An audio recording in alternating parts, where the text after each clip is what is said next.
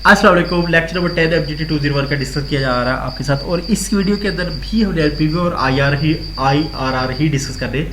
लेकिन इसके अंदर हमने वो जो इश्यूज हमें दरपेश होते हैं LPV और IR के केस में, वो हमने डिस्कस करें। चलते हैं बस वर्ड डॉक्यूमेंट के ऊपर। ये लेक्चर 10 का टाइटल है, और वो जो टॉपिक्स हमने डिस्कस करें वो ये है। इसका बेस जो थीम है इस पूरे लेक्चर का वो ये रहेगा कि जो कैश फ्लोज है उनको हमने कहा था ना कि फोरकास्टेड कैश फ्लोज होते हैं, और ये एक्यूरेट नहीं होते। अगर एक्यूरेट करेंगे तो एनपीवी अच्छी आएगी, अगर एक्यूरेट नहीं कर पाएंगे तो अच्छी एनपीवी नहीं निकलेगी।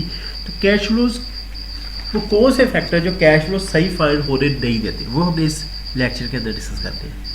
आपके साथ यहाँ पे वो बात कर रहे हैं कि जो एनपीवी है और IRR है, आप कैलकुलेट करने बैठते तो बड़ी जल्दी फार्मूला पुट करते और आप आंसर निकाल लेते। कहते हैं कि एक्चुअली ये ऐसे है नहीं।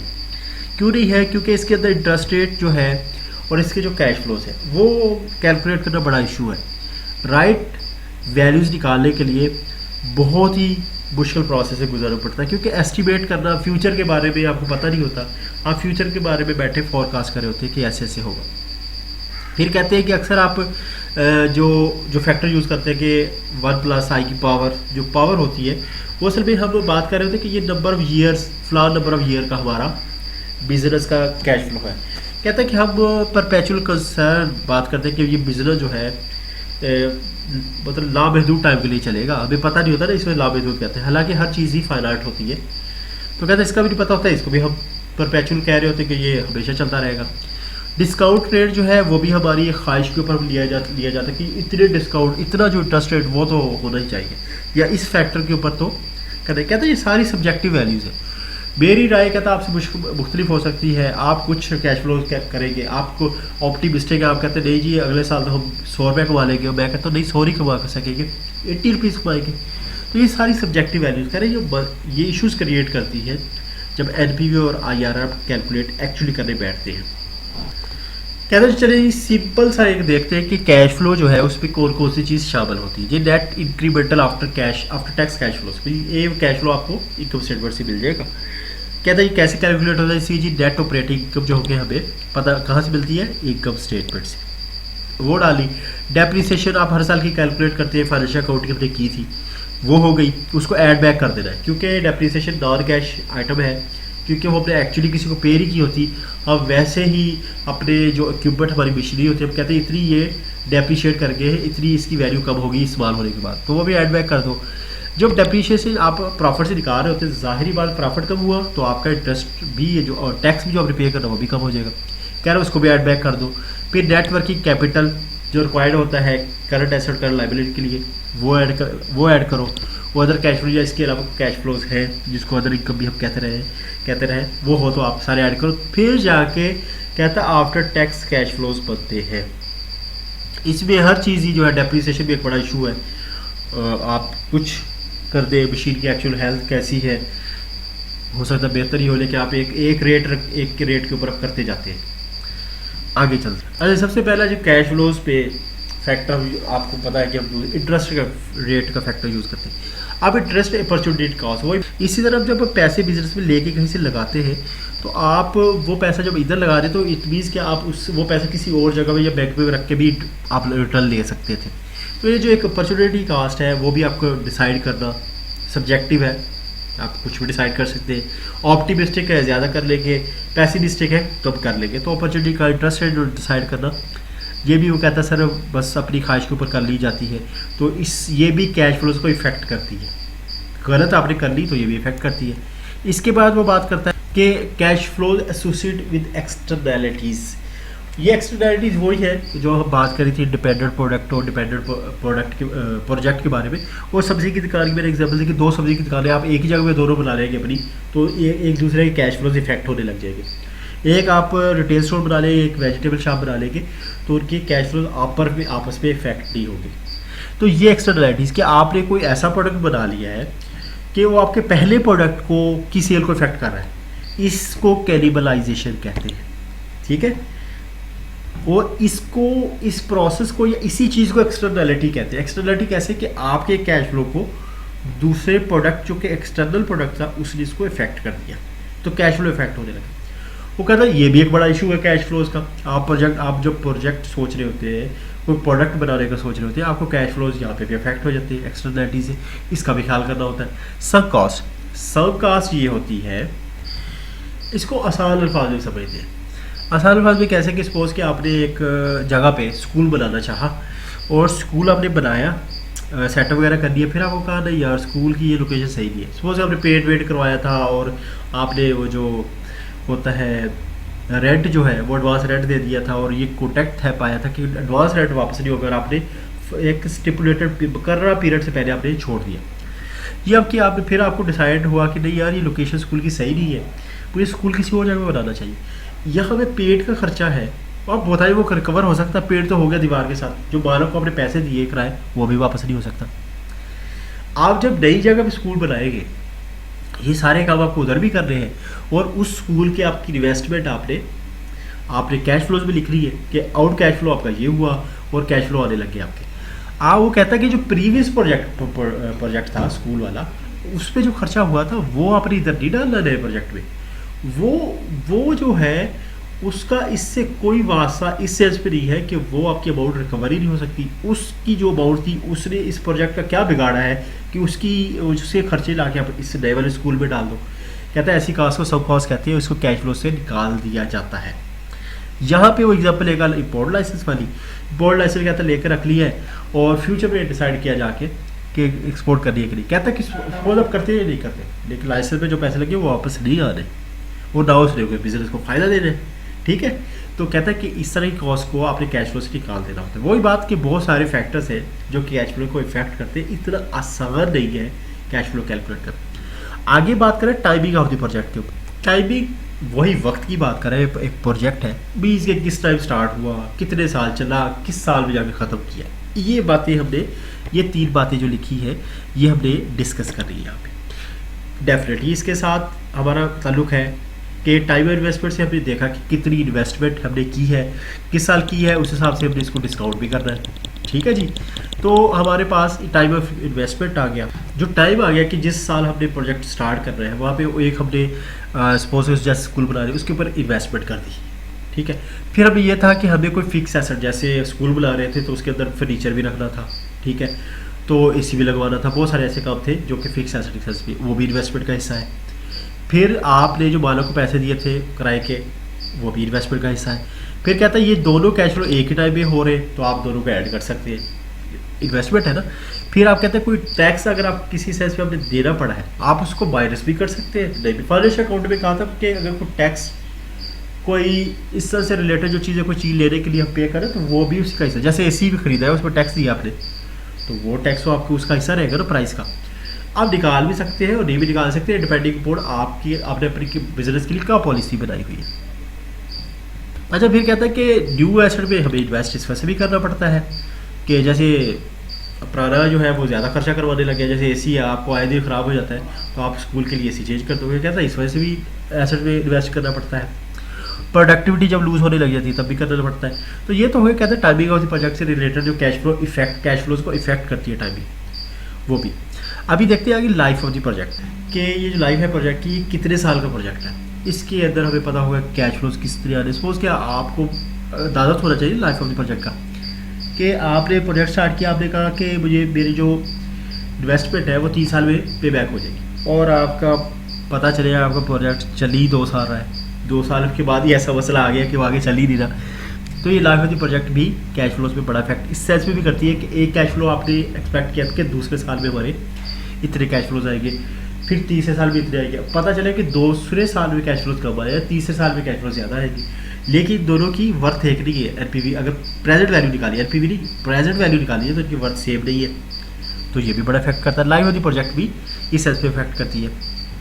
जहाँ हम लाइफ ऑफ द प्रोजेक्ट पे बात कर रहे थे तो उसी तरह हम उसी में लाइफ ऑफ एसेट भी बात कर सकते हैं। देखें आपका प्रोजेक्ट लॉन्ग टर्म है, आपकी जो एसेट्स है वो भी ज़्यादा अर्सा चलेगी, जब ज़्यादा अर्सा चलेंगे तो आपके एसेट डिप्रिशिएट होंगे, उसकी जो है एफिशिएंसी प्रोडक्टिविटी कम हो जाएगी, आप नए एसेट खरीदेंगे। जब नए एसेट खरीदेंगे तो उससे क्या होगा, स्टार्ट वाले सालों में देखा था डेप्रिसिएशन ज़्यादा कैलकुलेट होती है, ज़्यादा वैल्यू निकलती है। जैसे ₹1,00,000 का अगर है कोई तो पहले साल में अगर 10% है तो 10% निकलेगी, और डिक्लाइनिंग बैलेंस मेथड लगाए तो दूसरे साल में कब निकलेगी, जैसे 8,000 फिर 7,000 ऐसे निकलेगी। ठीक है, तो 20 नया एसेट होगा, हाई प्राइस का एसेट होगा, तो उसकी डेप्रिसिएशन ज़्यादा निकलेगी। डेप्रिसिएशन ज़्यादा निकलेगी तो हम अपनी ये हमारी इनकम को कम करेगा, इनकम को कम करेगा तो क्या होगा, हमारे टैक्स कम हो जाएंगे। तो 20 किसने इफेक्ट कर दिया, इसने प्रोजेक्ट ऑफ लाइफ या प्रोजेक्ट ऑफ एसेट ने, सॉरी लाइफ ऑफ एसेट ने आपके इफेक्ट कर दिया आपके कैश फ्लोज को। हम याद रहे, फिर याद करवा रहा हूँ कि वही फैक्टर पड़ रहे हैं कि जो इफेक्ट करते हैं कैश फ्लोज को। टर्मिनेशन ऑफ द प्रोजेक्ट के अंदर हमने ये बात डिस्कस कर रहे हैं कि कब एंड होगा। अच्छा जी, इससे क्या फ़र्क पड़ता है, आप एक तो प्रोजेक्ट की लाइफ है, एक हम एसेट की एसेट की लाइफ से ज़्यादा अच्छा समझ जाएंगे कि कब हमारा प्रोजेक्ट ये ख़त्म हो रहा है। मैं एसेट से समझाता हूँ। जैसे जी एसेट सपोज कि आपके पास मशीनरी थी, आप उस मशीनरी को जब एंड में जब उसको यूज़ कर लेते हैं, आपको जो वैल्यू मिलती है उसको साल्वेज वैल्यू या सैल्वेज वैल्यू कहते हैं अकाउंटिंग में। आप उसको रिटर्न उसकी आप डिस्काउंट वैल्यू निकालो। अगर आपने दूसरे साल में बेच के सैल्वेज वैल्यू निकाली है, उसको डिस्काउंट बैक करेंगे तो जो भी वैल्यू है उसकी एक प्रेजेंट वैल्यू निकाली। जो तीसरे साल में अपने एक साल्वेज वैल्यू है उसको डिस्काउंट बैक कहाँ से करना पड़ेगा, 3 का फैक्टर लगा के, तो उसकी प्रेजेंट वैल्यू कम हो जाएगी। कहने का मतलब ये है कि टर्मिनेशन ऑफ द प्रोजेक्ट या टर्मिनेशन ऑफ एसेट जो है वो भी डेट जो है वो भी इफेक्ट करेगी कैश फ्लोज को। फिर बता रहा हूँ कि हम वो फैक्टर डिस्कस कर रहे हैं जो कि हमें बताते हैं कि कैश फ्लोज ऐसे ऐसे ऐसे इफेक्ट करते हैं। सही है जी। अब भी जबकि हम काफ़ी सारी बातें कर ली है, फिर वो उसी बात पे आ रहे हैं। कैश फ्लो स्टेटमेंट कहता है कैसे बनती है। कैश फ्लो स्टेटमेंट को नेट ऑपरेटिंग जो कहता है कि आप प्रॉफिट एंड लॉस स्टेटमेंट से perform of profit loss statement, क्योंकि प्रोजेक्ट है सारी चीज़ें फोरकास्टेड है। अब यही बात जिससे करें कैश फ्लो जो होते हैं प्रोजेक्ट के, प्रोजेक्ट शुरू नहीं हुआ पहले से एस्टिमेट करने मुश्किल होती है फ्यूचर का अंदाजा, तो इसमें परफार्मा, ये परफार्मा नहीं, ये प्रोफार्मा है, प्रोफार्मा। ठीक है जी, प्रोफार्मा वो फोरकास्टेड, वहाँ से कहते हैं नेट ऑपरेटिंग इनकम निकाल लो, फिर ऐड बैक कर दो डेप्रिसिएशन को, ऐड बैक कर दो नेटवर्क की कैपिटल को, और सब्ट्रैक्ट कर दो फिक्स एसेट पे जो इन्वेस्टमेंट कर दी है। वो क्यों कर दी है, क्योंकि आपने फिर एक आगे जाके सपोज क्या उन्हें पहले इन्वेस्टमेंट कर दी, दूसरे तीसरे साल में आपको एक और मशीनरी खरीद पड़ेगी, तो उसके ऊपर जो आप पैसे पे करेंगे वो भी सब्ट्रैक्ट होंगे ना। Cash flow statement, cash flow statement ये बताती है कि कैश कहाँ से आया, कैश कहाँ पे क्या। इस ज़रा डेप्रिसिएशन के हमने देखा था कि उससे जो टैक्स सेव होता है वो भी ऐड बैक करना है।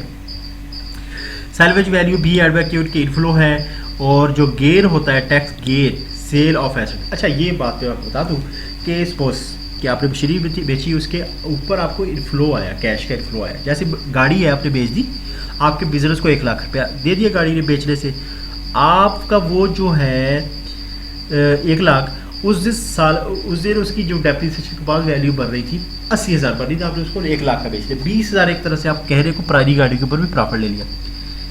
इसके ऊपर इसको कहते हैं कैपिटल गेन।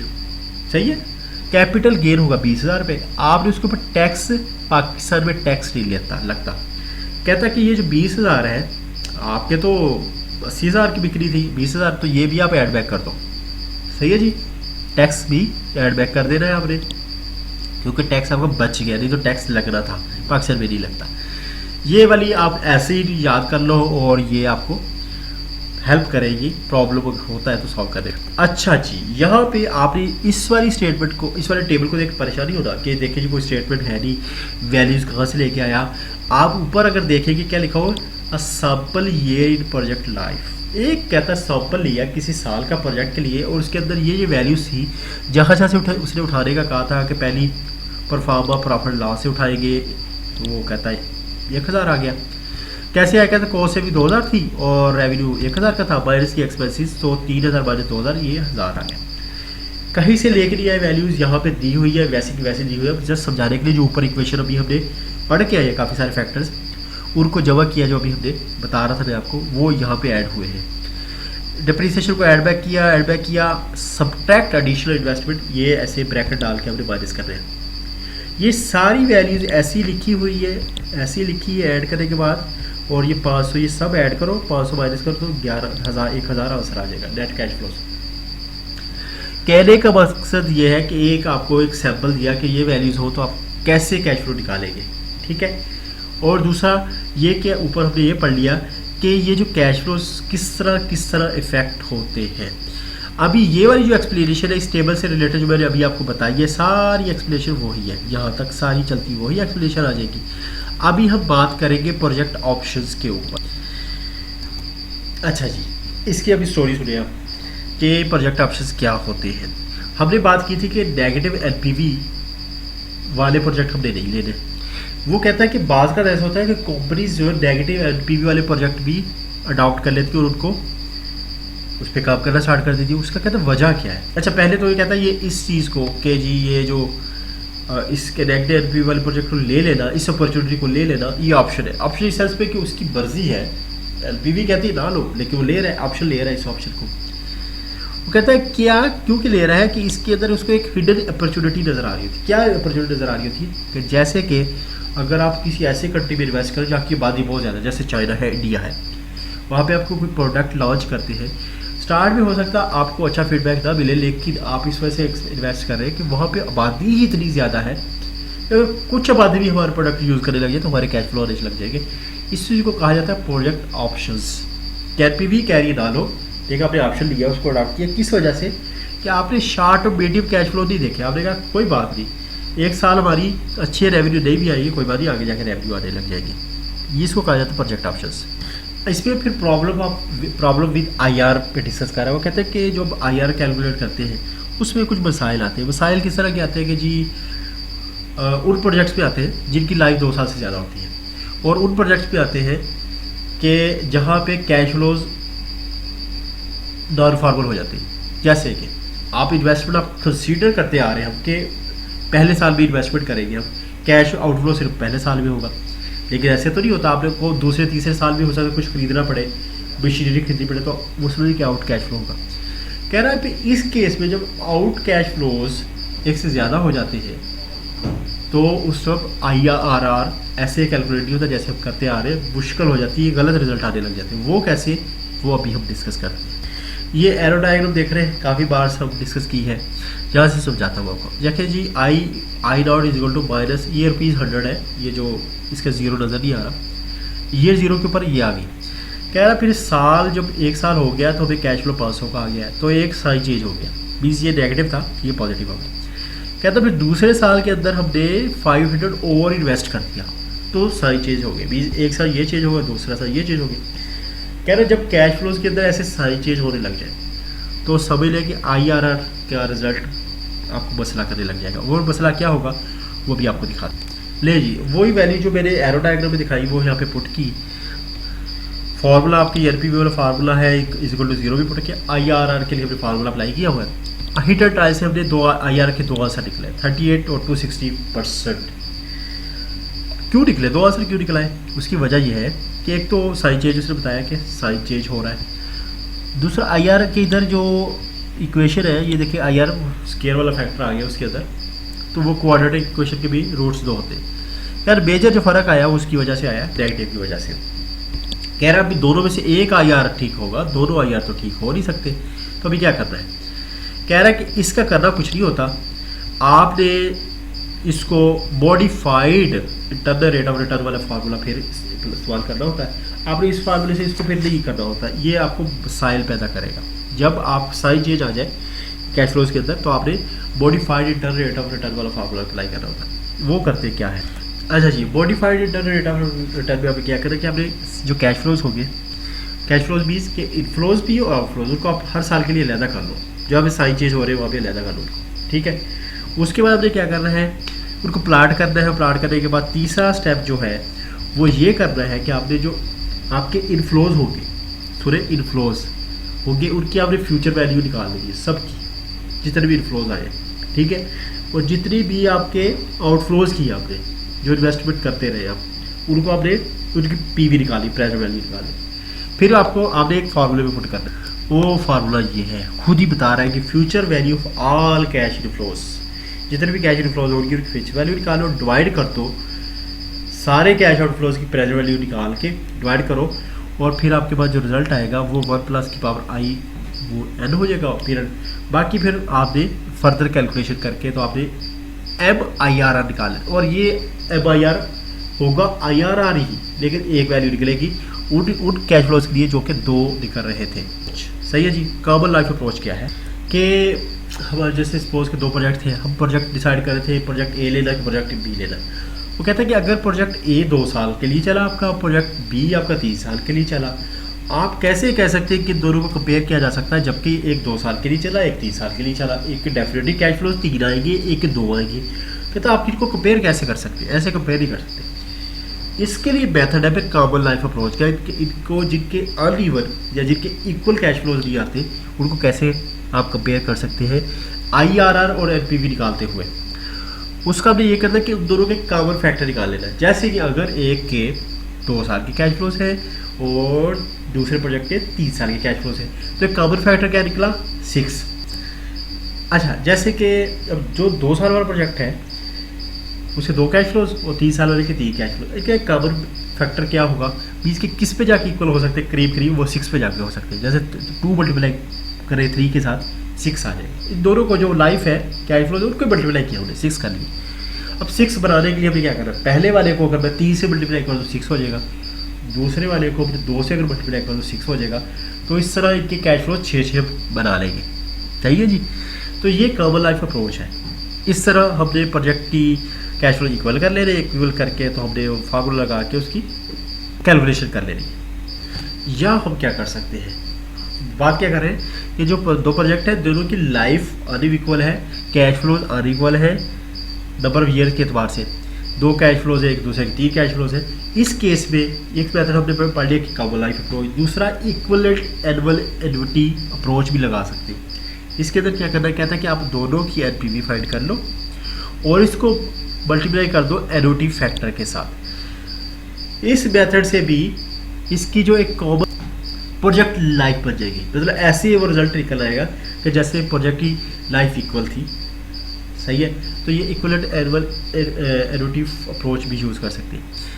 अच्छा, इन्फ्लेशन कंसिडरेशन कहता है ऊपर जितने भी मेथड हम यूज़ करें, अगर आप इसको इन्फ्लेशन को इनमें एडजस्ट करना चाहते हैं तो आपने क्या करना है कि जो फैक्टर है ये वाला 1/1 प्लस G की पावर T, उसको आप ये करें कि उसको जितने भी फ्यूचर कैश फ्लो टर्म है NPV इक्वेशन के अंदर, सही है, उसके साथ अगर 1/1 प्लस G की पावर T को मल्टीप्लाई कर दें तो आपका जो रिजल्ट आएगा उसमें इन्फ्लेशन भी एडजस्टेड होगी ऑलरेडी।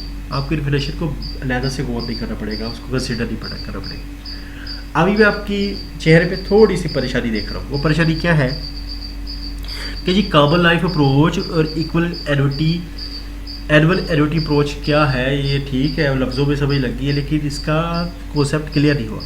डेफिनेटली कॉन्सेप्ट जो क्लियर होगा वो होगा एक न्यूमेरिकल प्रॉब्लम से, और न्यूमेरिकल प्रॉब्लम इंशाल्लाह हमने 11 लेक्चर के अंदर करेंगे।